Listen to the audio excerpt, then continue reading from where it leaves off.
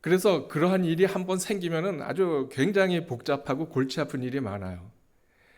아, 그런 것들을 문제가 생겼을 때에 혹시 여러분들 그 회사에 다녀 보신 분들은 아실지 모르겠는데 8D라는 게 있어요. 그래서 그 왜 그러한 그 문제가 발생했는지를 아주 그 처음부터 그 원인을 찾아가지고 그래가지고 그것을 갖다가 이제 어떻게 임프루브 할 것인지 그리고 다음에는 그러한 실수가 없도록 어떻게 그것을 임플리멘트 할 것인지 이런 것까지를 다 써서 또 그 회의를 하고 제출을 하고 그 다음에 그것이 다음 공정에는 그러한 문제가 생기지 않도록 하는 것이 제가 하던 일 중에 하나였어요. 제가 오늘 이 설교의 제목을 실패의 원인이라고 이렇게 정했습니다. 우리 한번 제가 여기 마태복음 26장에 나와 있는 말씀을 먼저 읽겠습니다. 말씀하실 때에 12 중에 하나인 유다가 왔는데 대제사장들과 백성의 장로들에게서 파송된 큰 무리가 칼과 몽치를 가지고 그와 함께 하였더라. 예수를 파는 자가 그들에게 군호를 짜 이르되 내가 입 맞추는 자가 그이니 그를 잡으라 한지라. 곧 예수께 나와 랍비여 안녕하시옵니까 하고 입을 맞추니 예수께서 이르시되 친구여 내가 무엇을 하려고 왔는지 행하라 하신대 이에 그들이 나와 예수께 손을 대어 잡는지라. 여기에 12 중에 한 제자 이름이 나옵니다. 유다가 나오죠. 예, 유다가 예수님을 파는 그러한 그 장면을 우리가 여기서 보게 되는 것입니다. 제가 오늘 그 유다가 왜 이렇게 실패를 했는지 그것에 대해서 좀 여러분들과 이야기를 나누려고 합니다. 성경책에 이 유다에 대한 소개가 이 요한복음 13장 26절에 나오고 있는데 여기에 가롯 시몬의 아들 유다라는 이름이 나옵니다. 이 가롯이라는 그 이름은 그것은 사실은 출신지의 이름입니다. 출신지 가롯이라는 그곳의 출신이고 시몬은 그 유다의 아버지입니다. 그런데 이 공동 번역의 성경을 보면은 이 가룟이라는 그 출신지를 가리옷이라고 그렇게 적어놨습니다. 가리옷 사람 시몬의 아들 유다. 그래서 사실은 원래 그 발음은 이 가리옷이 더 가까운 원문과 가까운 그러한 이름이라고 그렇게 이야기를 합니다. 이 가룟이라는 이름은 구약 여호수아 15장에도 나오는데 여기 그림이 하나 지도가 있습니다. 저기 그 사해가 있고 그 사해 밑에 에돔이라는 그 나라가 있죠. 그래서 이 에돔과 접경 지역에 있던 한 마을입니다. 이게 그 예루살렘에서 좀 가까웠고 정치적으로 문화적으로 교육의 혜택을 받았던 그러한 지역이기도 합니다. 이 유다가 바로 이 지역에서 나온 사람이었어요. 이 이스라엘을 세 부분으로 나눌 수 있는데 제일 위에 저기 빨갛게 동그라미 해놓은 곳이 갈릴리 북부입니다. 북부 갈릴리, 그 다음에 중간이 사마리아. 여러분들 여기 이게 잘 나오지가 않네요. 중간이고 사마리아. 그 다음에 남부의 유대 지방입니다. 유다 지방. 이렇게 세 부분으로 나뉘는데 바로 유다는 그 제일 밑에 남부 지방, 그 에돔 근처에 있는 그러한 곳에 근처에 있는 지방이었습니다.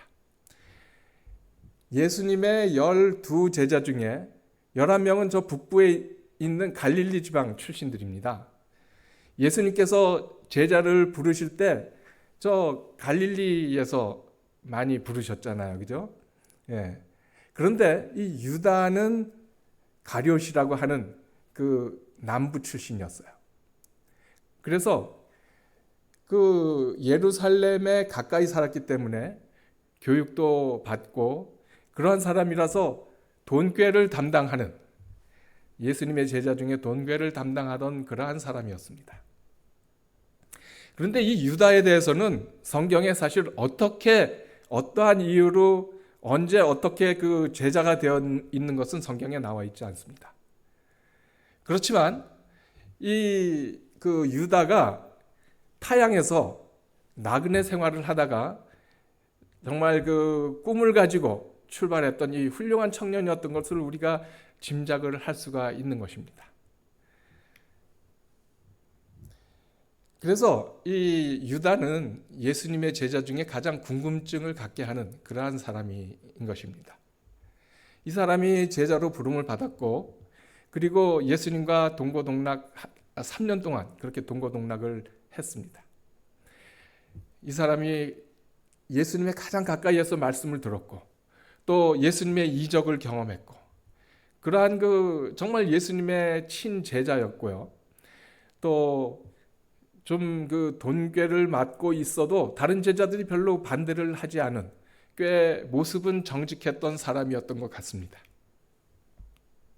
시대의 소망에도 보면은 이 유다가 자신의 행정 능력을 높이 평가하였다. 자기 자신이 재정 관리인으로서 그는 그의 동료 제자들보다 훨씬 우월하다고 스스로 믿고 있었으며, 그는 제자들도 그를 그와 같은 견해로 바라보도록 만들었다. 유다는 그들에게 신임을 받았으며 그들 중에서 큰 영향력을 행사하고 있었다. 이렇게 설명을 하고 있습니다. 그러니까 이 유다는 꽤 제자 중에서도 지식 교육을 받은 사람이고 지식이 있었고 돈궤를 맡아서 그 할 수 있을 정도의 그런 신임을 받았던 영향력 있는 제자 중에 하나였습니다. 그런데도 이 유다는 인류 역사에서 정말 악명을 남긴 그러한 실패자로서 나그네 길을 헛되이 마친 그러한 원인이 무엇이었을까? 오늘 저녁에 우리가 그 문제를 좀 살펴보려고 하는 것입니다. 그래서 우리가 그러한 그 원인을 알 때 우리도 예수님의 그 진리를 따르는 나그네로서, 거룩한 나그네로서 우리가 다시 그렇게 유다의 실패를 반복하지 않기 위해서 오늘 저녁에 한번 유다의 실패 원인을 살펴보겠습니다. 첫째로 유다는 예수님을 잘못 이해한 데서 그렇게 실패를 했습니다. 요한복음 6장에는 그 예수님의 유다에 대한 첫 번째 평가가 나옵니다. 이 요한복음 6장은 예수님께서 5,000명을 먹이신 그 기적을 보았을 때에 민중들이 예수님을 억지로 왕으로 세우려고 했던 그러한 그 이야기들이 거기 쭉 나오고 있습니다. 그런데 예수님은 세상의 임금으로 오신 것이 아니라고 이야기를 하시면서 자신을 생명의 떡으로 오셨다고 그렇게 선언을 하셨습니다. 다시 말해서 참 생명을 주시기 위해서 구세주로 오셨다는 것을 말씀하신 것입니다. 사람들이 이 말씀을 듣고 자신들은 이 예수님이 세상의 임금이라고 오실 것이라고 그렇게 생각을 했었는데 뭐 생명의 떡이란 이런 말씀을 하시니까 별로 그렇게 그 말씀에 대해서 기대를 했다가 실망을 하게 됩니다. 그래서 사람들이 돌변해가지고 예수님을 떠나갑니다. 예수님도 아마 그 사람들이 떠나가니까 조금 실망이 되셨는지 제자들에게 너희도 나를 떠나겠느냐고 그렇게 물으십니다. 그러니까 베드로가 요한복음 6장에 보면 주여 영생의 말씀이 주께 있사오니 우리가 누구에게로 가오리이까? 이렇게 아주 그 제자들을 대신해서 대답을 했어요. 그러니까 예수님께서 그 제자들을 향해서 내가 너희 12를 택하지 아니하였느냐? 그러나 너희 중에 한 사람은 마귀니라. 이렇게 말씀을 하시면서 요한 그 복음을 쓴 저자는 가룟 유다의 아들 유다를 가리킴이라고 그렇게 거기에 써놨습니다. 그리고 그는 12 중에 하나로 예수를 팔 자로라. 이렇게 설명을 달아놨습니다. 예수님께서 이 요한복음 6장을 보니까 이미 유다가 배신할 것을 짐작하고 계신 것을 우리가 알 수가 있는 것입니다. 그래서 이 사람들이 실망해서 많이 떠나간 사람들처럼 유다도 또 예수님에게 실망을 하고 있음을 우리가 알 수 있습니다. 시대의 소망에 보면은 그는 자신의 이기적인 욕망 때문에 눈이 멀게 되었다. 유다는 처음으로 떡덩이의 이적으로 일어난 군중들의 열광적인 흥분을 이용하려고 하였다. 유다는 강제로 그리스도를 왕으로 추대하려는 계획을 세웠다. 그의 희망이 몹시 컸기에 그의 실망 역시 그만큼 쓰라렸다. 그래서 이 말씀을 봐도 이 유다가 얼마나 그 예수님께서 왕이 아니라 그냥 생명의 떡으로 오셨다는 그 말에 대해서 참 실망이 크고 쓰라렸는지를 여기에 잘 묘사하고 있는 것입니다. 유다는 백성들과 합세해서 예수님을 왕으로 만들어서 다시 자기도 영화를 누려보려고 하는 그러한 것을 예수님께서는 아시고 마귀라는 그건을 써서 그를 비판하신 것입니다. 우리도 예수님을 따르고 계시죠. 그런데 예수님을 따르고 있는 이유가 무엇입니까?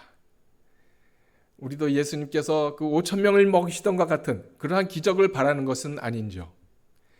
또 예수님을 세상의 왕으로 만들어서 왕국을 건설하는 것, 그러한 것을 원하는 것은 아닌지요. 그러나 우리가 예수님께서 말씀하신 것처럼 참 생명이 예수님에게 있기 때문에 그래서 그의 제자가 되려고 하는 것입니다.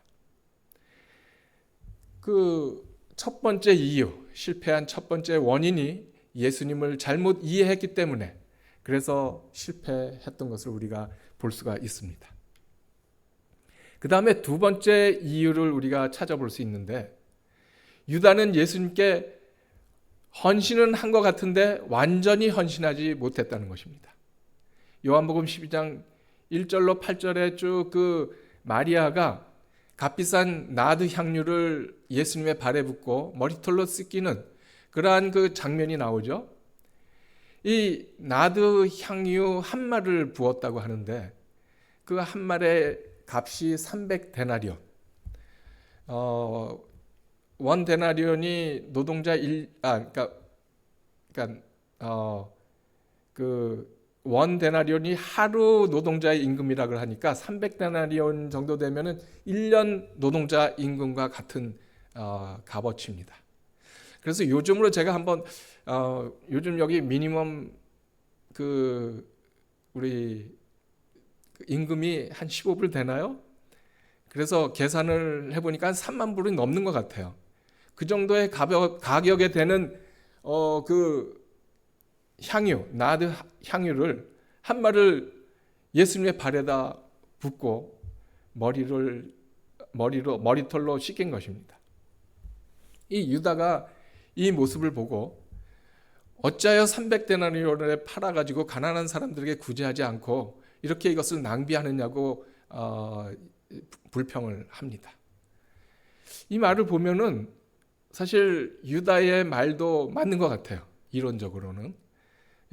그렇게 낭비할 것이 아니라 좀 굶주리고 힘들어하는 가난한 사람들에게 이것을 팔아가지고 구제하면 더 낫다는 것입니다.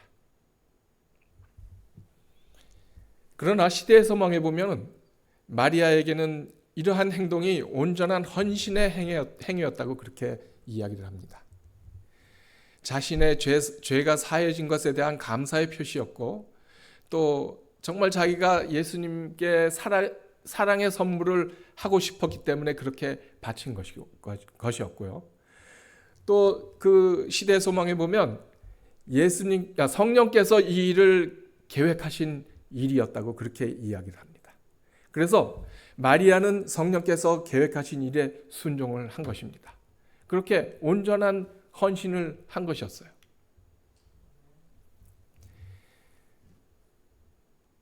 그런데 요한복음 12장에는 이 장면을, 그 유다가 그렇게 불평하는 그 말에 대해서 이렇게 말하면 가난한 자들을 생각함이 아니고 그는 도둑이라 돈깨를 맞고 거기 넣는 것을 훔쳐가미러라, 이렇게 설명을 하고 있습니다.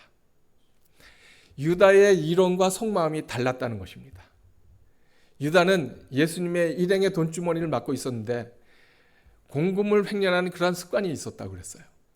그래서 겉으로는 정말 경건해서 그렇게 말하는 것 같았지만은, 그러나 오히려 가면을 쓰고 자기가 그 돈을 갖고 싶은 그러한 욕망으로 가룟 유다 내면에 대한 그 성경의 설명이 도둑이라고 그렇게 표현을 했던 것입니다.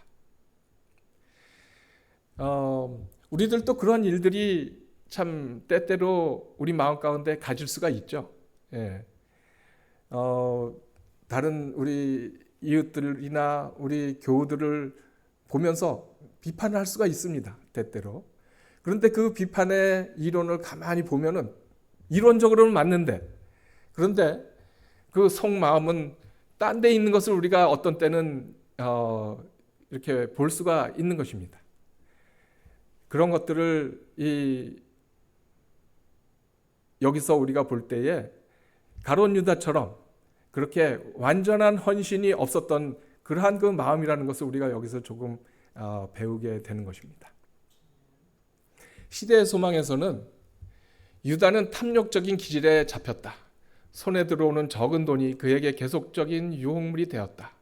가끔 그리스도를 위하여 적은 봉사를 하거나 종교적인 목적으로 시간을 쓰게 되면 그는 이 빈약한 자금에서 자기의 봉사의 대가를 지불하였다. 자기가 볼 때는 이러한 구실이 자기의 행동을 덮어주었다고 생각되었으나 하나님의 눈에는 그는 도적이었다. 예, 그래서 혹시 이렇게 돈이 이제 조금 있는데, 자기가 그 관리하는 돈이 조금 있는데 그것이 항상 유혹이 되고, 그리고 자기가 그리스도를 위해서 어떤 봉사를 하게 되면 그것이 또 종교적인 목적으로 시간을 사용을 하게 되면 그 자금에서 얼마를 띄어가지고 자신의 봉사의 대가라고 그렇게 생각을 하고 자기가 돈을 취했다는 것입니다. 그런 건데 하나님께서는 그것을 도적이라고 그렇게 말씀을 하십니다. 말만 앞세우고 예수님께 자기 마음을 드리지 않는 그러한 이론만 말하고, 그 사람이 꽤 재정은 맡았고 똑똑하고 사무에 밝은 사람이었지만은 예수님에 대한 헌신을 빼놓으면, 그 예수님에 대한 그 헌신이 없었으면, 완전한 헌신이 없으면 다른 모든 재능은 무가치한 것이라고 그렇게 우리가 보게 되는 것입니다. 유다는 예수님께서 그 정말 가까이에서 내 십자가를 지고 따르라, 또 하늘의 미랄이 땅에 떨어져 묻혀야 한다는 이러한 그 희생적인 헌신의 초청에 대해서는 귀를 기울이지 않았습니다. 그래서 정말 이 유다처럼 헌신을 주저하는 사람은 결국은 어느 시기에 가서 예수님에게서 멀어진다는 것을 우리가 여기서 보게 되는 것입니다. 시대의 소망에도 유다는 자기 자신을 그리스도께 너무 가까이 밀착되지 않게 해서 원할 때는 언제든지 떨어져 나올 수 있게 하기로 결심하였다. 그는 거리를 두고 지켜보기로 했고 실제로 그렇게 지켜보았다. 예, 자기가 정말 온전히 헌신을 해야 될 그러한 상황에서도 어느 정도 거리를 두고, 그리고 언제든지 자기가 거기서 빠져나올 수 있는 그러한 구멍을 만들어 놓고 있었던 것 같아요. 그리고 자기에게는 어떤 시간적인 손해나 금전적인 손해는 보지 않을 그러한 만큼 가까이 좀 떨어져서 있은 것 같아요.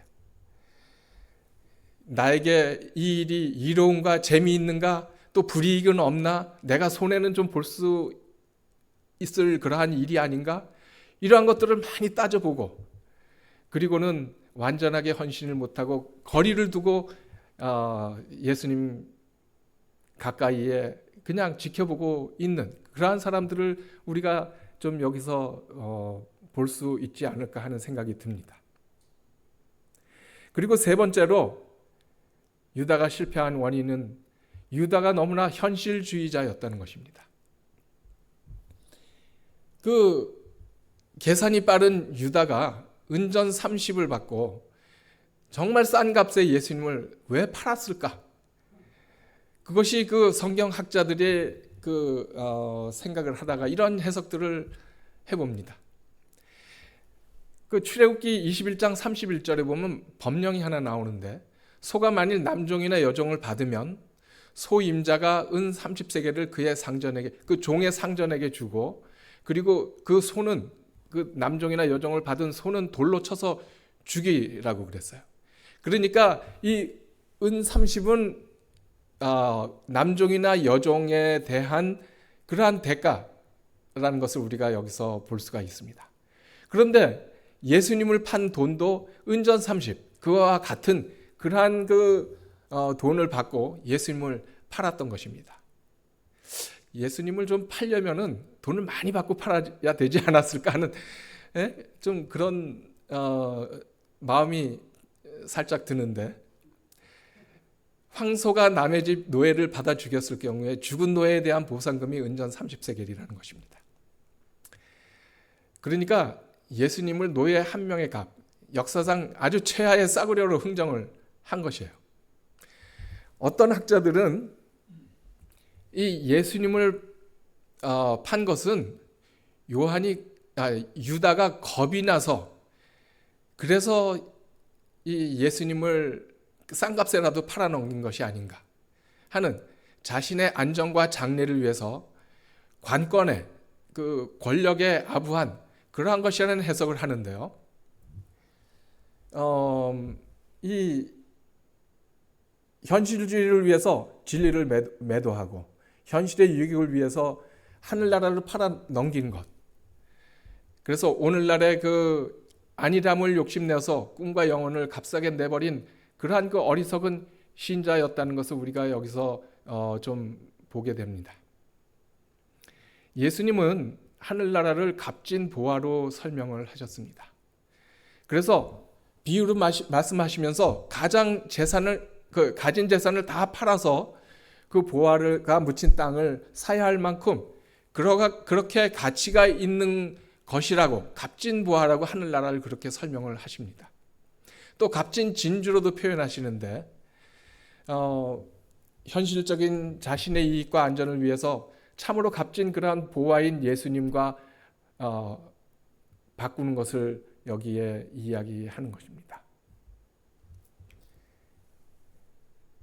이 성서학자인 루더포드라는 그 학자는 조금 유다에게 동정적인 해석을 하는 것을 볼 수가 있는데요. 이런 설명을 합니다. 그 12명의 제자 중에 11명은 모두 갈릴리 출신이었는데, 이 갈릴리 지방 사람들이 굉장히 감정적으로 흥분도 잘하고 과격한 그러한 그 민족적인 그러한 그 사람들이었다고 합니다. 그래서 그 자신의 민족을 해방해야 된다는 그러한 꿈을 가진 그러한 사람들이라고 그랬어요. 예로는 그 요한과 야고보가 예수님의 이제 집권을 할 때에 높은 자리를 요구했던 그러한 일이 있는데, 이러한 그 갈릴리 그 제자들의 특성을 유다가 가만 보니까 감정적인 민족 해방의 움직임을 나타내는 그러한 그 모습들을 볼 수가 있었다는 것입니다. 그래서 냉정하고 사리에 밟으며 현실주의자인 그 유다가 가만 그 동료들을 보면서 걱정을 하기 시작을 했어요. 그래서 제자들이 사건을 더 크게 만들어 가지고 예수님이 아주 큰 그 사건에 휘말려서 체포돼 가지고 어려움을 당하기 전에 그냥 좀 예수님을 간단한 죄로 체포시켜서 감옥에 가두어서 예수님의 생명을 구한다고 생각할 수도 있었다고 설명을 하는 그 학자가 있습니다. 그래서 오히려 그 민중 봉기가 없을 만한 그런 조용한 밤을 이용해서 겟셋만에서 체포되도록 그렇게 유도했다는 것입니다. 근데 이러한 해석에 대해서는 우리가 문제가 있습니다. 어느 정도 가능성이 있다고 하더라도 유다는 너무 현실주의적이었다는 것입니다. 예수님께서 그 구속자적인 사명으로 십자가를 향해서 자발적으로 나가는 것을 알지 못했습니다. 현실적인 문제에만 생각하고 자신의 어리석은 방법과 생각을 사용을 한 것입니다. 시대 소망에는 가끔 그들이라는 것은 그 무리들 몹시 화가 나서 그분에게 돌을 던지려고 하였으나 번번이 그분은 피하셨던 것이다. 예수께서 그처럼 여러 번 올무를 피하셨으므로 그분은 이번에도 분명히 잡히지 않을 것이라고 유다는 생각했다. 유다는 그 문제를 시험해 보기로 결정했다. 예수께서 참으로 메시아시라면 그분이 백성들을 위하여 그처럼 큰 일을 하셨으니 그들이 그분의 주위에 모여들어 그분을 왕으로 선언할 것이다.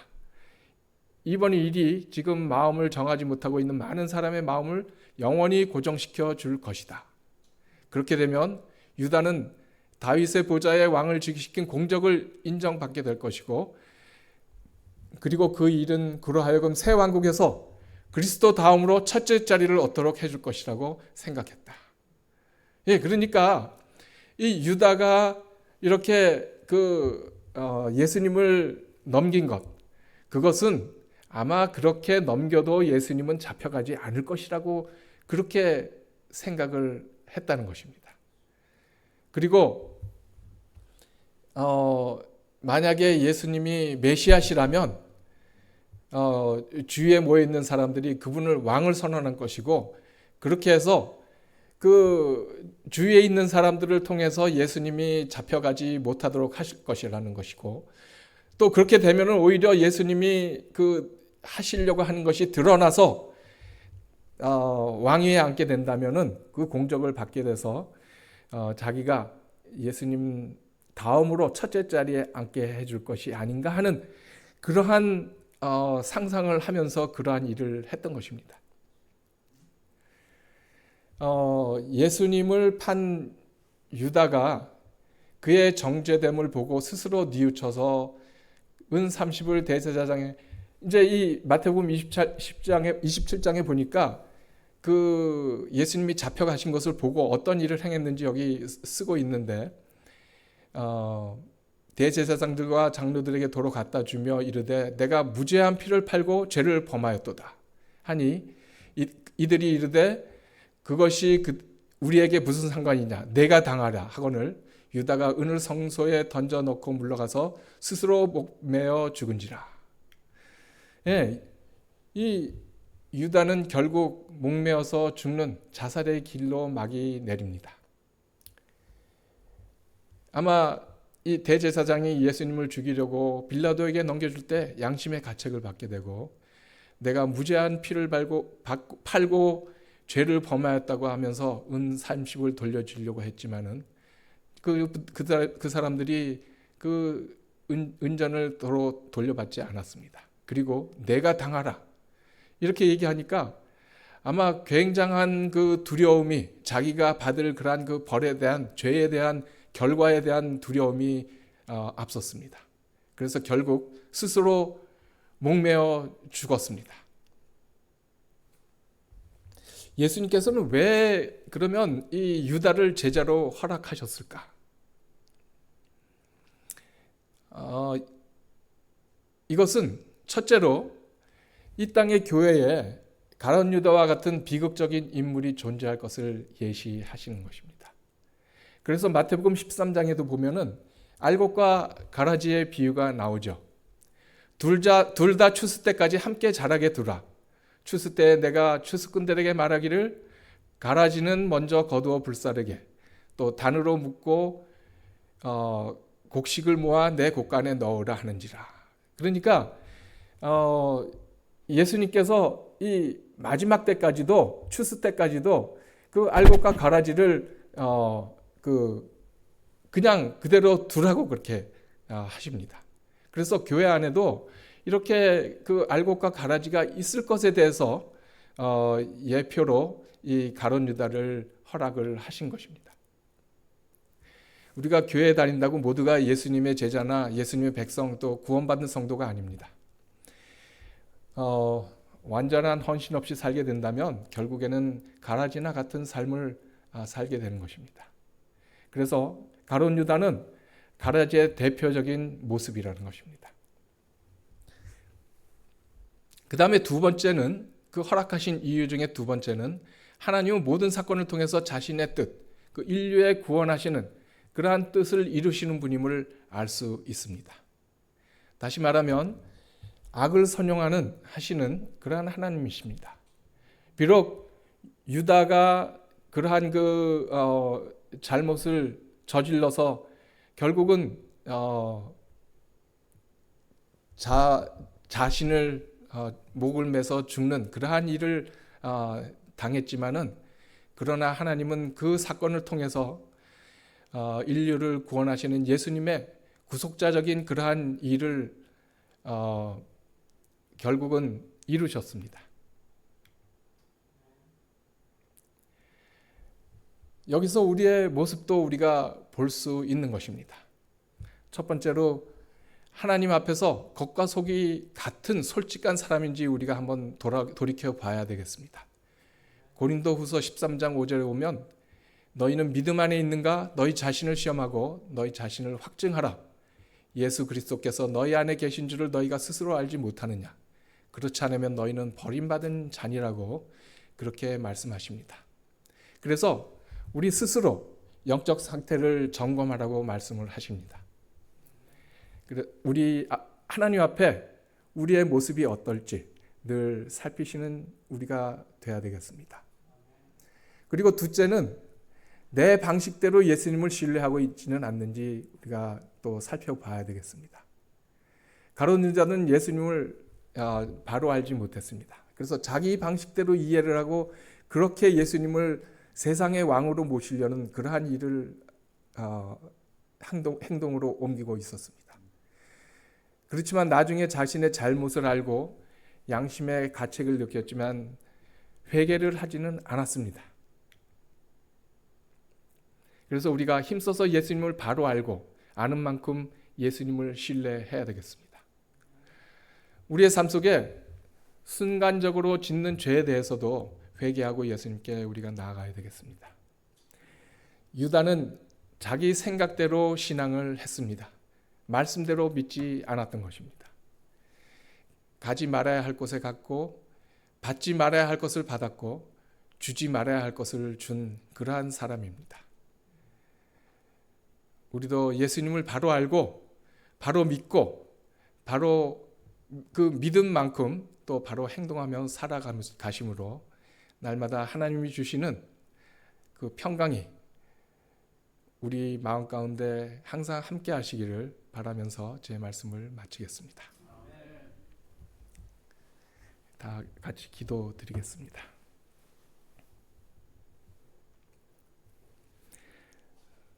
사랑이 많으신 아버지 하나님, 오늘 저녁 주님 앞에 저희들이 나올 수 있도록 인도하시니 그 은혜를 인해서 감사드립니다. 저희 마음이 주님께 향하게 하시고 저희 마음이 주님께 완전히 헌신했는지 다시 한번 돌이켜볼 수 있는 그러한 시간을 주시니 또한 감사드립니다. 저희 마음 가운데 있는 의심들과 또 믿음대로 행하지 않는 그러한 죄악들을 용서해 주시옵소서. 그리고 주님과 동행하는 삶이 됨으로 인해서 저의 삶이 더욱 주님 안에서 평안을 누리고 주님께 가까이 되는 그러한 삶을 살아가도록 인도하여 주시옵소서. 이제 남은 시간도 주님께서 함께 해주시고 다음 이제 안식일에 저희가 함께 모여서 주님께 찬양할 때에 또 예배 드릴 때에 성령께서 저희들을 주장하여 주시고 큰 영광을 누리는 귀한 안식일이 되도록 인도하여 주시옵시기를 예수님 이름으로 간절히 기도드립니다. 아멘.